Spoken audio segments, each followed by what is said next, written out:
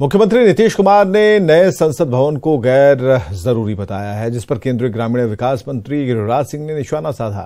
गिरिराज सिंह ने कहा कि नीतीश कुमार जब पटना म्यूजियम बनवा रहे थे तब हाईकोर्ट ने भी टिप्पणी करते हुए फिजूल खर्ची बताया था। तो क्या नीतीश कुमार कोर्ट की उस टिप्पणी को भूल गए थे? उस दिन वो भूल गए थे जब हाईकोर्ट ने टिप्पणी की थी म्यूजियम पर। बिहार में हाईकोर्ट ने म्यूजियम पर क्या टिप्पणी किया था कि बेफालतू पैसा खर्च करने की क्या जरूरत है, और संसद तो जर्जर हो गया था। कभी भी हादसा हो जाती 25 साल पहले वहां के CPW ने उसको रिजेक्ट कर चुका है। नए संसद भवन के उद्घाटन को लेकर जारी सियासत पर राष्ट्रीय लोक जनता दल के अध्यक्ष उपेंद्र कुशवाहा ने उद्घाटन का विरोध कर रहे लोगों पर निशाना साधा। सुपौल के गांधी मैदान में एक सभा के दौरान कुशवाहा ने कहा कि विरोध कर रहे लोगों के पास कोई काम नहीं है और न ही कोई मुद्दा है। कोई मुद्दा है ही नहीं। बिहार के मुख्यमंत्री ने भी कभी किया और नहीं बुलाया गवर्नर साहब को, तो उस पर भी हम मेरी कोई आपत्ति नहीं। मुख्यमंत्री जी को लगा कि हमको करना चाहिए, उन्होंने किया। तो ठीक उसी तरह से दिल्ली में प्रधानमंत्री जी को लग रहा है कि हमको करना चाहिए, तो कर रहे हैं। वहाँ स्पीकर लोकसभा लोगों ने सब लोगों ने मिलकर सोचा कि इन्हीं को करना है तो कर रहे हैं। इसमें क्या कौन सा हो गया ऐसा मामला कि लोग अनावश्यक रूप से विरोध। बीजेपी सांसद और पूर्व केंद्रीय मंत्री राजू प्रताप रूडी ने कहा कि वे अब बिहार की राजनीति में सक्रिय भूमिका निभाएंगे। इतना ही नहीं, रूडी ने भी ये भी कहा कि 2025 में बिहार में जो सरकार बनेगी उसमें उनकी बड़ी भूमिका होगी। सोनपुर रेलवे स्टेशन पर 4 गाड़ियों के ठहराव को लेकर एक कार्यक्रम आयोजित किया गया था, जिसमें रूडी ने साफ कर दिया कि वे अब 24 घंटे 365 दिन बिहार की राजनीति के लिए समय देंगे और बिहार की दशा बदलने के लिए काम करेंगे। पूरे ईमानदारी से 24 घंटा 365 दिन आपके लिए लगे रहते हैं। आप लोग अगर हमारे सोन छपरा की जनता हमारे पीठ पर खड़ी रही तो मैं आपको दावे के साथ कहना चाहता हूं कि 2025 में जो नई सरकार बनेगी उसमें राजीव प्रताप रूडी की अहम भूमिका होगी। अभी तक हम बिहार के राजनीति में कभी नहीं आए। 25 साल में हमारी कोई रुचि नहीं थी, लेकिन मैंने अपना तय कर लिया है कि अगला जीवन जितना बचा हुआ है वो बिहार के राजनीति पर लगाऊंगा, उन गरीबों के लिए लगाऊंगा, उन बेरोजगारों के लिए लगाऊंगा। इधर कांग्रेस के राष्ट्रीय प्रवक्ता आलोक शर्मा ने कहा कि विपक्षी एकता को लेकर जो बात बिहार से शुरू हुई वो मिशन आगे बढ़ेगा। हालांकि विपक्षी एकता की मुहिम को लेकर आलोक शर्मा ने कहा कि किसको साथ रखना है और किसको नहीं, ये वक्त बताएगा।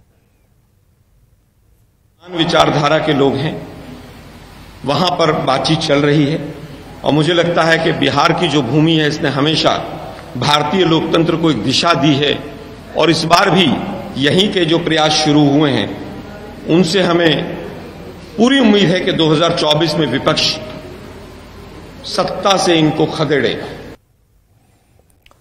यूपीएससी सिविल सर्विसेज परीक्षा 2022 में टॉप पर इशिता किशोर और दूसरे स्थान पर रही गरिमा लोहिया दिल्ली के विज्ञान भवन में आयोजित एक कार्यक्रम में शामिल हुई।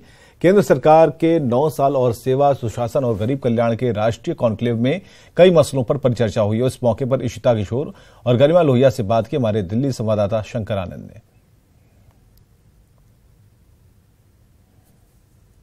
इस वक्त मैं विज्ञान भवन में हूं और विज्ञान भवन में यहाँ पर काफ़ी युवा भी पहुंचे हैं और उन्हीं युवाओं में हमारे साथ में गरिमा भी हैं। यूपीएससी में सेकंड टॉपर रही हैं। गरिमा, जिस तरह से हम लोग यहाँ पर चर्चा कर रहे हैं, सेवा, सुशासन और गरीब कल्याण के मसले पे बातचीत कर रहे हैं और इन मसलों पे काफ़ी चर्चाएं हुई, कैसे आपको लगता है? हालांकि मैं सबसे पहले आपको बात भी करना चाहूँगा, आप मूल रूप से बिहार की रहने वाली हैं, तो किस तरह से एक विकास और कल्याण को आपने देखा है, उस पर आप? मैं एक छोटे शहर से बिलोंग करती हूँ और मैंने विकास को लास्ट माइल गांव-गांव तक पहुँचते हुए देखा है। मैं खुद ऑनलाइन रेवोल्यूशन का फ़ायदा उठाकर ही इस पढ़ाई को कंप्लीट कर पाई हूँ।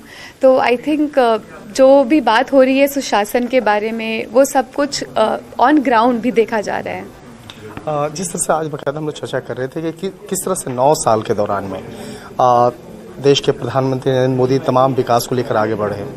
बक्सर की बात करें, पटना की बात करें, मुंगेर, नालंदा की बात करें, तो कई ऐसे जगहों पर वहां से लेकर देश के अन्य राज्यों में की बात करें तो विकास के बारे में चर्चा हो रही है और इंटरनेशनल लेवल पर देश का नाम हो रहा है और देश के प्रधानमंत्री का नाम हो रहा है। कैसे आप देख रहे हैं?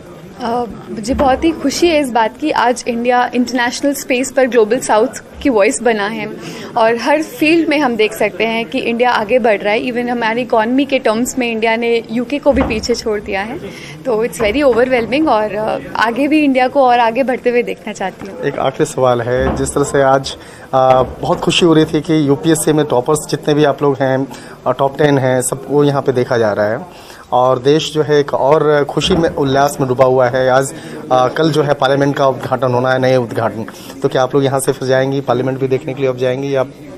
जी ज़रूर, अपना पार्लियामेंट देखने हम ज़रूर जाएंगे और हमारा पार्लियामेंट इंडिया की रिप्रेजेंटेटिव डेमोक्रेसी को का एक सिंबल है, तो उसे ज़रूर देखने जाएंगे। बिल्कुल, बहुत अच्छा लग रहा है जिस तरह से भारत तरक्की कर रहा है और अपना एक नाम, हम अपनी एक मुकाम तक पहुंच रहे हैं अंतर्राष्ट्रीय लेवल पर, तो मुझे बहुत अच्छा लग रहा है। और हर फील्ड में, चाहे वो एकेडमिक्स हो, स्पोर्ट्स हो और डेमोक्रेसी हो, भारत एक लीडर के रूप में आज आगे बढ़ रहा है। प्रधानमंत्री नरेंद्र मोदी की काफ़ी तस्वीरें भी हम लोग ऐसे देखे जो अंतर्राष्ट्रीय स्तर पर जो बहुत मान बढ़ाता हुआ नजर आ रहा है, तो क्या लग रहा है कि आने वाला जो दिन है वो किस तरह से भारत टॉप 5 से लेकर टॉप तक पहुंचने वाले हैं? जी बिल्कुल, इतने लंबे कॉलोनियल रूल के बाद आज हमने उसी देश से हम आगे भी बढ़ चुके हैं। हम अब 5th लार्जेस्ट इकोनॉमी बन चुके हैं और हमने यूके को पीछे छोड़ दिया है, तो मुझे बहुत प्राउड फील होता है। और इसी तरह से इसी स्पीड पे अगर हम तरक्की करते रहेंगे तो हम बिल्कुल विश्व गुरु भी बन पाएंगे। एंड हमारी जो वैल्यूज़ है, जो हमारी संस्कृति है, जो हमारी सभ्यता है, इसको अगर हम साथ लेकर चलेंगे तो बिल्कुल जो हमारा उद्देश्य है वसुधैव कुटुंबकम का, हम उसे पूरा कर पाएंगे। यूपीएससी के जो टॉपर्स हैं वो विज्ञान भवन में आए हैं और यहाँ पे आने के बाद उन तमाम मसलों पर चर्चा कर रहे हैं और खास तौर पर यहाँ पर जिस तरह से देश के विकास कल्याण से जुड़े हुए तमाम जो 9 साल का जो कार्यकाल रहा है केंद्र सरकार का, उस मसलों पर भी जो कार्यक्रम चल रहा है, उन तमाम कार्यक्रम में हिस्सा लेने पहुंचे हैं। और निश्चित तौर पर यूपीएससी के टॉपर्स अब जो नए पार्लियामेंट का उद्घाटन होना है उसको भी दीदार करने के लिए जाने वाले हैं। मीडिया जर्नलिस्ट हरीश के साथ शंकर आनंद, न्यूज़ 18।